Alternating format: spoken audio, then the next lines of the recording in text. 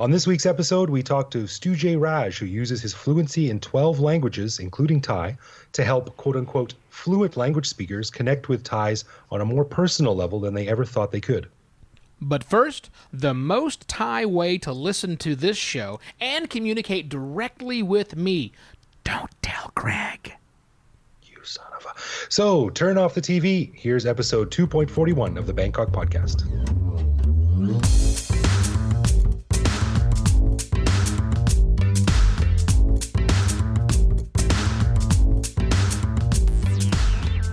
So, Ivo, I have a question for you. Yes. Do you know what the word prosody means?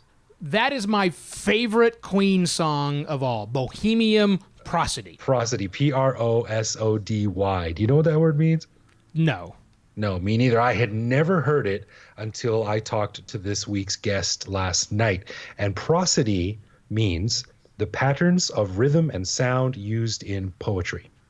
So last night, like I said, I talked to this week's guest, and we are lucky enough that he came on our show. He's one of the most talented and well-known polyglots in Asia, that is, people who are multilingual speakers.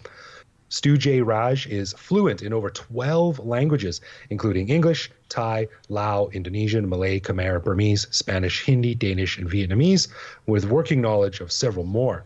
Wow. But he's not your average language educator. He has a degree in cognitive and applied linguistics and uses his skills as a corporate facilitator, cross-cultural training specialist, and to assist multinationals, governments, and NGOs in high-level conflict resolution, which is a pretty cool thing to be able to do. Yeah. So we were lucky enough to have him on the show. I talked to him last night. So let's hear that interview with Stu Jay Raj.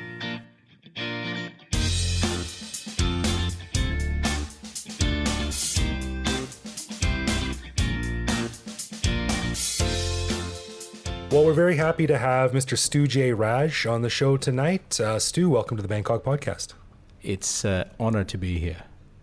Well, the pleasure is all ours. So one thing I wanted to get out of the way first is that when you're obviously very skilled in a lot of languages, you're fluent in 12 plus languages.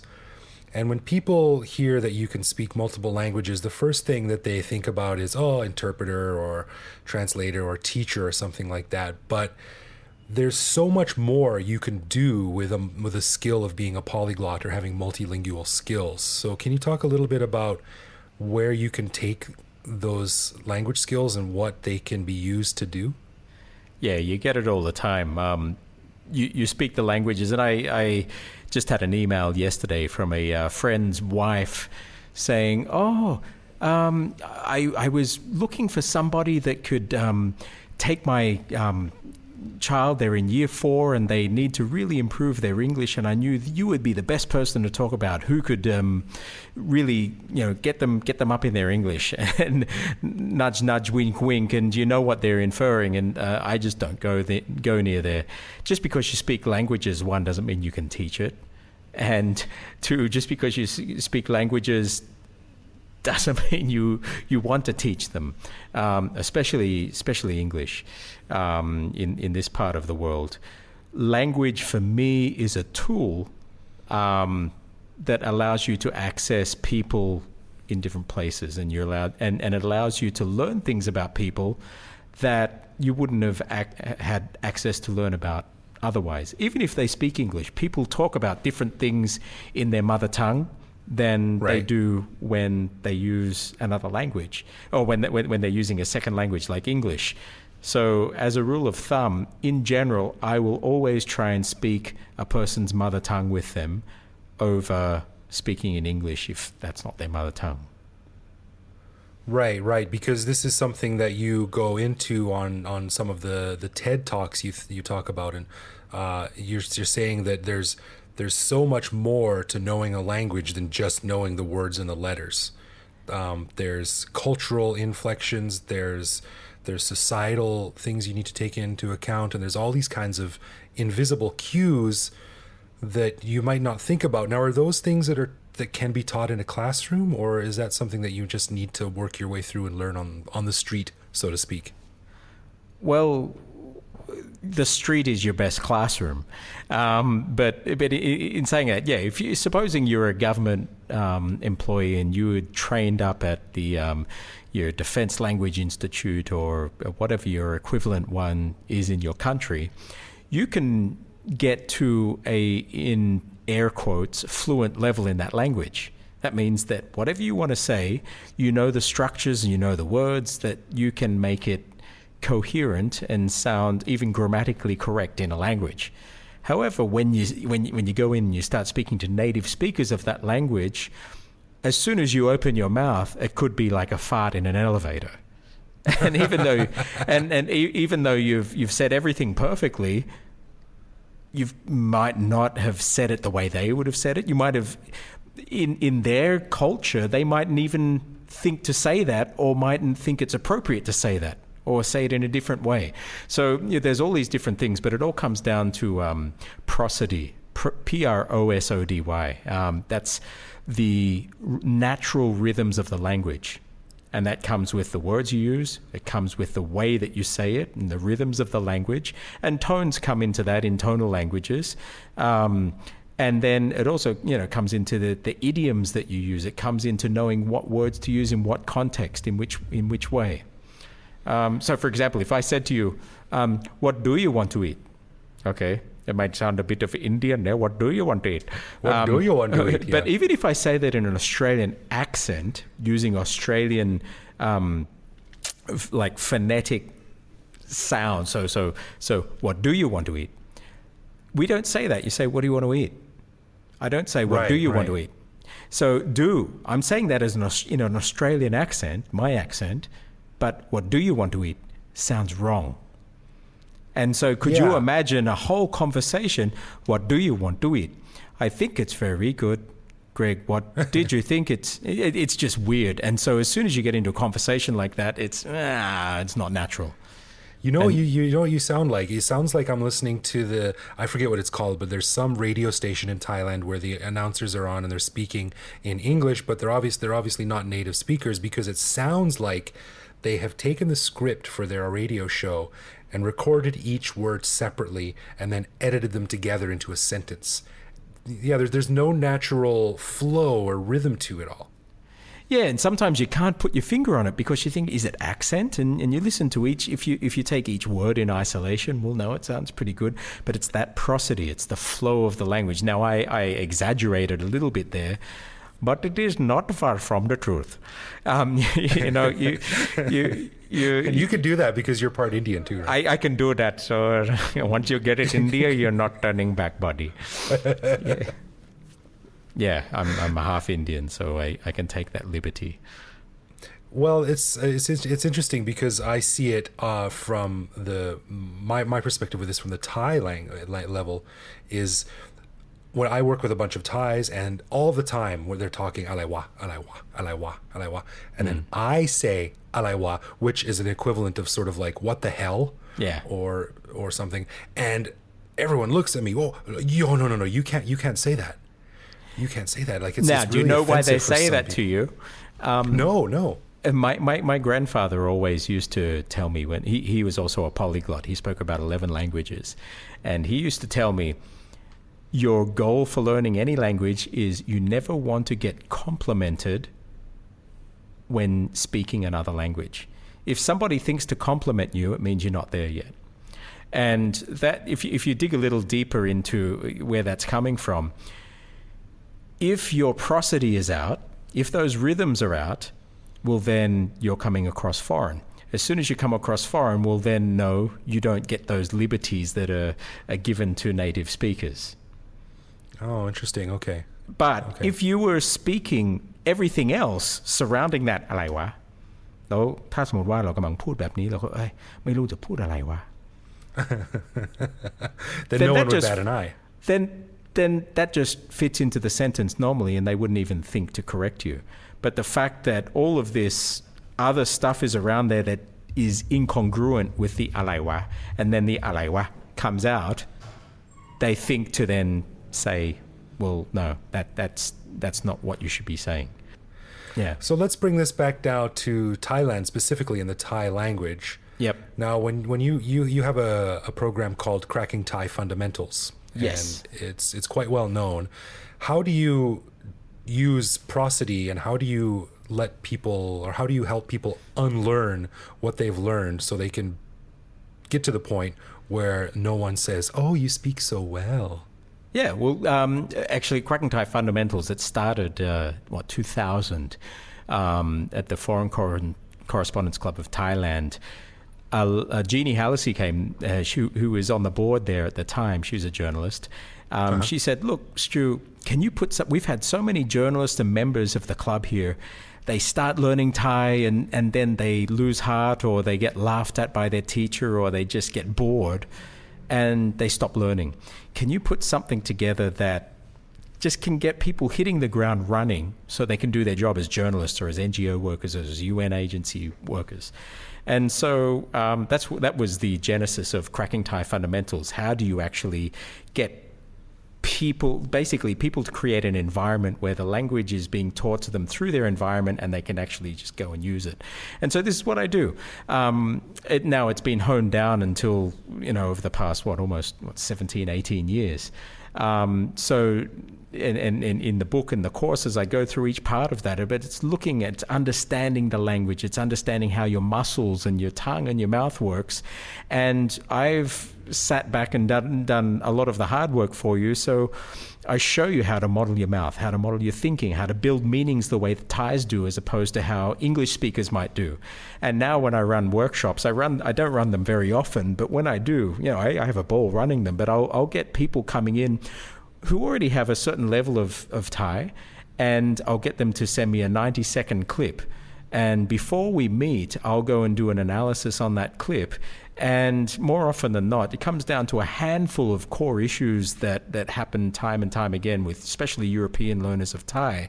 And once you iron those things out, you'd be surprised how few things you need to iron out to start getting natural sounding prosody. It doesn't mean you have to sound like a native speaker, but you sound natural when you're speaking. And so we look at things like that. One of the, you want to hear, maybe one or two of the key things that I find need correcting with foreign learners? Sure, yeah. So the first thing is what I call sound paradigms from English. So we have a thing, you remember lions and tigers and bears? Oh my. Yeah. Okay, so we have this thing when we're listing apples, oranges, pears. When we're doing a list of things in English, we go up, up, up, up for everything in the list except for the last thing, and then we go down. 1, 2, 3. 1, 2, 3, 4. Can you see that? Oh. Okay. Yeah. So okay. This is a subconscious pattern, a sound pattern. Now, we also say it when we're wanting to get, this is like, did I screw it up sound paradigm as well. So I want this, and this. Okay, so again, it's this,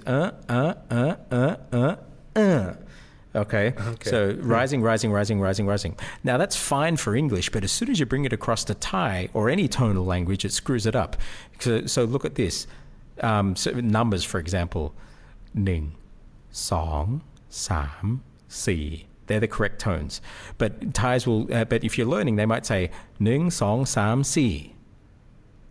And it totally ruins the tones. Or another thing, when you bring across these sound paradigms from English, hi, how are you? Sawadee krap. Hi. Right, because Thai is a tonal language, and you're totally screwing with that whole thing. So the key issue, the number one issue that I find that screws prosody up is subconscious sound. I call them envelopes or sound paradigms from English or whatever your native tongue is, that are subconsciously being superimposed over the Thai. And so even people might even be seeing the correct tones in their head, but then subconsciously this thing and the English or the foreign tone pattern will superimpose itself over the Thai, and then Thais just hear that as foreign, and many people, if they're not used to a foreign accent, will turn off. I have a funny story about this. A friend of mine is Jewish, and Thais often break the ice or make small talk and ask you about your religion, and they would say sasana, which means religion in Thai. Right. They would say sasana alai, which means what is your religion. Right. And John wanted to say I'm Jewish, but he would say, so in his mind he thinks, okay, sasana is religion, Jew is Jew, so he would say sasana Jew. And because it's at the end of it, because it's at the end of a sentence, you sort of put that little rising tone on the I'm end. a Jew. But You can see that I'm a Jew. Thais don't say Jew, they say you.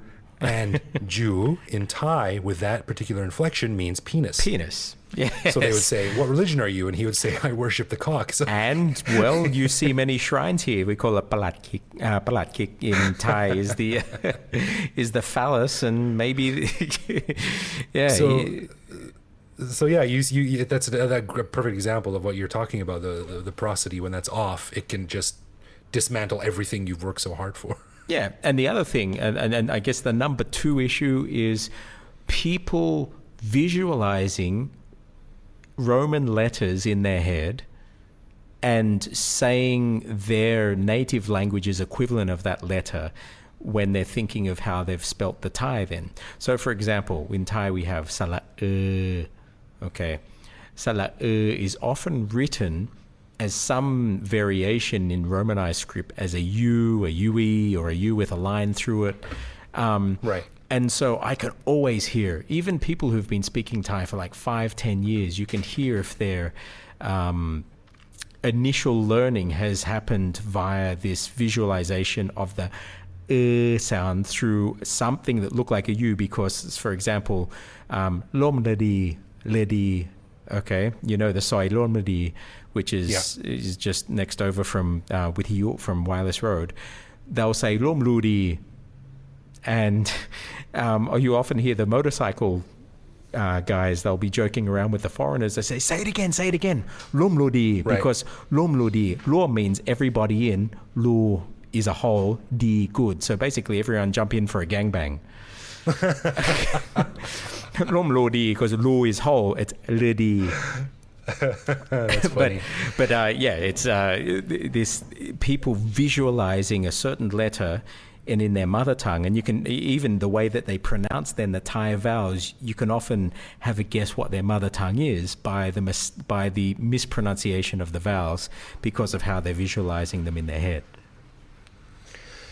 Yeah, and that's one of the things that my limited experience in learning Thai, I know that's pathetic given how long I've been here, but my limited experience in learning Thai that I tell people is don't start learning the U with a line through it or the E with 2 dots over it or whatever. That just confuses you.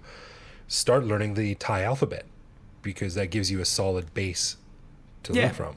And you know what? There's huge discussions about this too all over the internet, and in any Thai language group it comes up. Should you learn transliteration or learn to write? Of course, I prefer to learn to write. However, it doesn't mean that you can't learn and become fluent without just going through transliteration. However, you need to learn a system that's consistent and stick to it.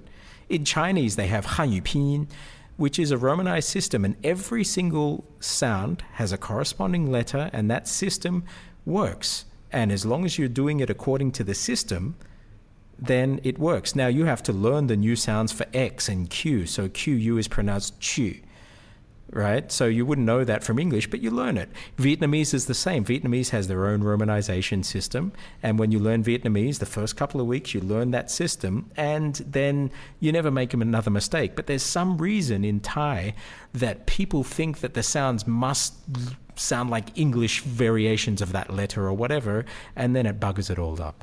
So rather than go that way, I find the best way for Thai, at least, is to jump straight into the script. Another thing that I remember you telling me years and years ago when we were having a conversation was that a lot of people, foreigners, when they come to Thailand, they learn Thai and that's all they do. But you said to me that you always recommend, or you personally find it helpful, to learn more than one language at once. Yeah. Simultaneous language acquisition. I think a lot of people would think that's too much, but you say it's not. No way. And it even helps. So especially, there are 2 ways of doing it, but if you can learn languages that are similar to each other, and then the slight differences between those languages as you're learning from a third language, act as memory pegs. Okay, for example, if you're learning Spanish and Italian, puerto, porto. Okay, and you get this ue versus the o, puerto, porto. None of them sound like door, but if you're learning them, they can piggyback off of each other. Or learning Thai and Vietnamese, so or Chinese. So the word can, or to be able to, dai comes from de, comes from duc, comes from tak in Cantonese, comes from de in Mandarin. Each one of those is a little step that's connected to each other, and if you understand how the sounds have shifted, they actually help you connect the dots, and you can start to then predict what the language is going to sound like. I actually did a TED talk in Malaysia a few months back in Mandarin, teaching Chinese people how to hijack their Chinese operating system that's built into their subconscious to get a jump start on other Chinese and non-Chinese languages, both Asian and non-Asian, because there are these amazing sound shifts that Malaysians do, because most Malaysians, Chinese will speak more than one dialect, and they just switch between Hokkien to Cantonese to Mandarin. And those shifts, if they understand what they're actually doing with those shifts, they've got the keys to the universe when it comes to actually learning languages, because those shifts are consistent across not just Chinese languages, but languages all over the planet. That's interesting. Have you ever read a book called Snow Crash by Neil Stephenson? No. You got to read it, because it's the book is a sort of a science fiction book, and it's one of my favorites. I read it about once a year. And in the book, this person, by analyzing old Sumerian tablets, has figured out the base operating system of the human brain. Like when a baby is born, doesn't matter if it's a Chinese baby or a American baby or Australian baby or whatever, human brains are all the same, and they have this set of instructions hardwired into it. Now, how you use those, you end up speaking Vietnamese or English or Thai or whatever, but if you can hack into that base language of the human brain, then that's what drives the plot of the book. And it works in religion and money and politics and stuff like that. It's a great read, but it sounds similar to what you're saying when you said hijack the operating system of your brain. Yeah, and that's actually the subtitle of my Cracking Thai Fundamentals is installing a Thai operating system for your mind. Right. Because it's not just learning language structures and grammar. It's the whole. It's everything. It's putting another language operating system in. And part of that is the meaning operating system, being able to think in meanings the way that Thais think in meanings, not the way that you would think in meanings. And another thing, when you're learning the language, say these embassy workers or military, they learn the language because they want to be able to communicate what they want to say when they're here. But, the first thing I do is step back, and once I learn to speak, you shut up and using the language to find out how they speak, how people express themselves in their own ways, and then you start mirroring that rather than just trying to do your own thing. Well, I've got a whole list of questions here, but we've got to start wrapping things up. So maybe we can get to the other questions on another show when you come on again. But sure. I want to finish it off here. You talk about when you get into Cracking Thai Fundamentals, you talk about taking these diplomats, people who are quote unquote fluent. Can you talk a little bit about some of the specifics that you have to sort of open their mind to when it comes to learning Thai, so they can speak to the average Thai person in the context of their life and their job in Thailand? Yeah, well, the good thing about these guys, they're as far as language is concerned, they're very humble because they've been humbled. They might have got high scores back in the Defense Language Institute and be getting their stipend every month because they're fluent in the language. But as soon as they hit the field here, or they're speaking with generals in Thailand, they know where the holes are, and so they're very open to being coached. And so I basically run workshops with them just like I would with Thai native speakers in presentations and negotiations, and we do it all in Thai. And we just start coaching and getting them speaking more like native Thais or native Indonesians or Malays would speak about the things they need to speak and negotiate about, rather than the way that they might have done it in the classroom back in Washington. Last question before we go. In your mind, what are the biggest mistakes that someone learning Thai can make? I think the ones that I mentioned initially, you have to just be, once you become aware of everything your throat is doing and your mouth is doing and all of this, then you can start generating sound. You hear a sound, you can pinpoint where it's coming from in your mouth and reproduce it. That's the most valuable skill you can have. The other thing is that Thai, especially Thai, there is nothing that is confusing, confounding, or mysterious about the language. Every single thing has a very logical explanation, and any teacher that tells you, when you ask, why is it like that, and said, oh, it's just like that, stop learning from that person because they don't understand. Oh, I've heard that a lot. Because everything, the Thai is the most beautiful, perfect system. The sound system, it's built on a map of the human mouth. The tone systems and even the tone markers, they have logic, beautiful logic to them. Why mai ek, mai to the way they are, why there are 3 consonant classes. Everything is this beautiful logic system that fits the language like a glove. And anybody who gets overwhelmed and thinking, oh, it's just crazy and there's no sense to it, why are there so many letters for the same sound or whatever, and if some teacher starts to say things that confuse you, and if you ask questions, say, oh, it's just like that, you need to learn somewhere else, or you need to pull back, go and learn it yourself, because continuing learning with such a teacher, you're probably going to be doing yourself a disservice. That's inspiring, man. Yeah, Thai. It's a beautiful system. All languages are. Languages have a system that fits the language, and once you learn the system, it's not hard. That's really cool. Well, if the listeners want to check out more, they can. We'll link to your site on the podcast on the blog there. Yeah, stujay.com. And for the StuJay.com is the like all the learning materials and stuff, and then the consulting stuff I do, which is the main bread and butter, is Cognizance, KOGNISENS.com, and that's when I travel around. I do crisis management around the region, and we do that in the local languages on the ground. So yeah, but the languages are the thing that my heart is in, but the main living is around crisis management. Cool. And of course, Cracking Thai Fundamentals is a very well-known course. And we've actually had a listener of the podcast write to us and ask if we would ever planning to have you on. And little did he know we were already in discussion. So very thanks cool for coming on, man. I appreciate it. And you can get the book, Asia Books. At Asia Books? Yeah, Asia Books, or you can buy it through my site, stujay.com. If you're not in Thailand, you get it through Amazon or CreateSpace. Cool. Well, hopefully we can have you on another time and we can get into a bit more detail on that kind of stuff. Cool. Thanks, Greg. All right. Thanks, Stu. All right.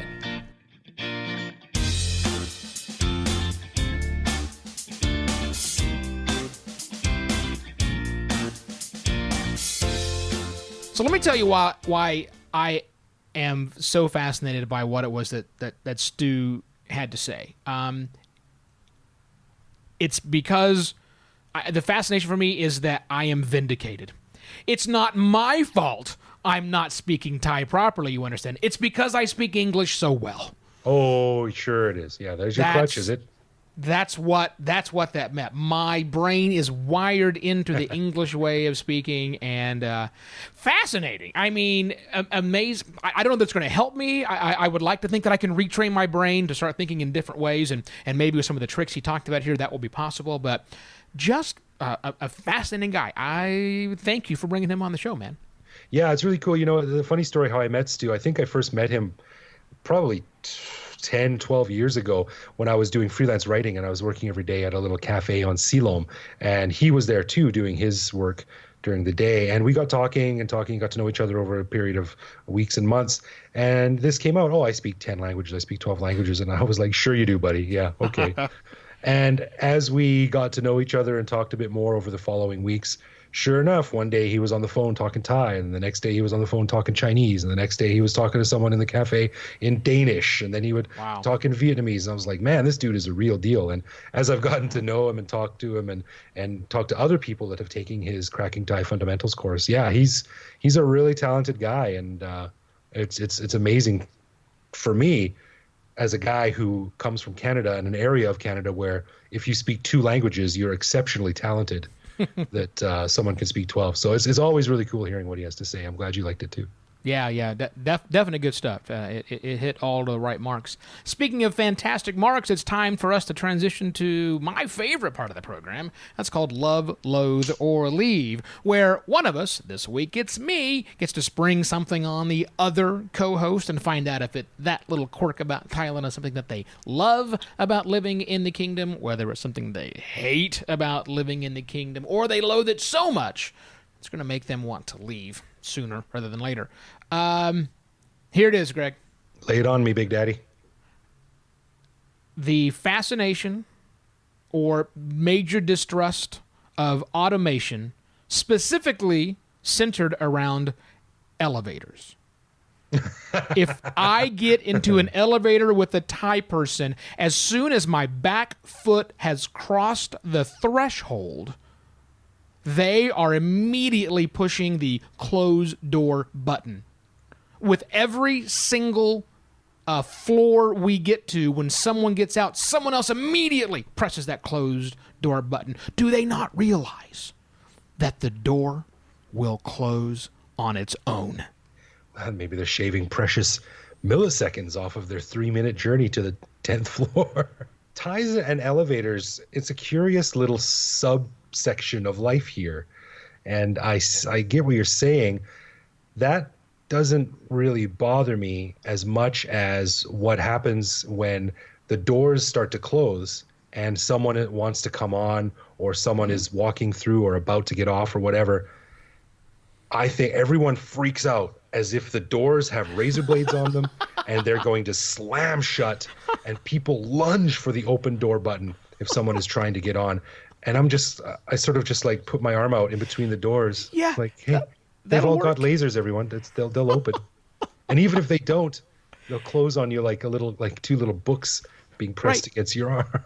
Right. Yeah. It's like these are new. It's like someone last year brought elevators to Thailand and left them with an instruction manual that said, you have to push those buttons. They will not necessarily do it on their own. I don't find it maddening. It's certainly, but I do find it fascinating that every time. And so for fun, here's a trick you can do, Greg. What's that? Next time you get on an elevator, and you know there's a greater than 0 chance that somebody else may be joining you on your journey to like the 18th floor of a hospital or something, stand right next to the buttons so that they can't get to them other than to press their floor. You will watch them, and I've done this, and they keep looking at the button, and then at me, and then at the button, and then at me. Sweat beating down their face. It is awesome.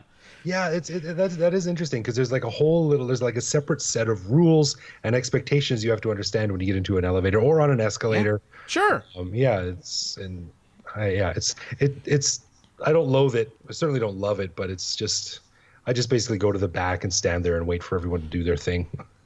For me, for the rare times I have had to press either the open door or close door button, it takes me a minute to look at those 2 symbols and figure out which one is it that I want. and it's not because I'm an idiot. It's because I don't push the damn things. And the arrow, is it the one with the arrows pointing out or the one that the arrows pointing in? My brain goes through this process. In the meantime, the doors are starting to close. Exactly right. So by the time I have finally figured out, the prefrontal cortex kicks in, the mechanics of the door have already overridden it. So I immediately forget it once again. Well, it's like Sigmund Freud said, the lizard part of the brain is responsible for controlling the elevator. I think I might have missed that in my psychology classes, but then again, I was stoned most of the time. Well, everyone, thanks for listening to the Bangkok Podcast this week. If you have something on your mind or just want to drop us a line to say hello, leave a comment on bangkokpodcast.com, or you can reach out to me directly on Twitter, where I am BKK Greg. Or you can send either of us a message on Facebook or on Twitter at Simply Bangkok Podcast. Or, as mentioned previously, that line account is becoming a pretty hot way for you to communicate to us. Go to the website, look for the QR code or the link that says our line account, and you can communicate to us just like everybody else would like to do in Thailand. Anyhow, I am Evo Terra, and for Greg Jorgensen, thanks. We'll be back here next week with more stories of our lives lived in Bangkok, right here on the Bangkok Podcast. Cheers!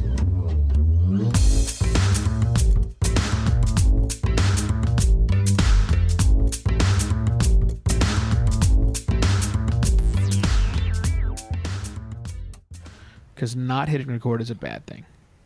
Well, only if you want to record a show. Well, I guess that's true. Yeah. Oh, hey, wait a minute. Where's my window? I'm not sure. One of my favorite things to say. This goddamn computer did exactly what I told it to do. That's what I always say. That's not what I told you to do. I mean, that's exactly what I told you to do. But God damn it, I still didn't want you to do that. All right, here we go. Yeah.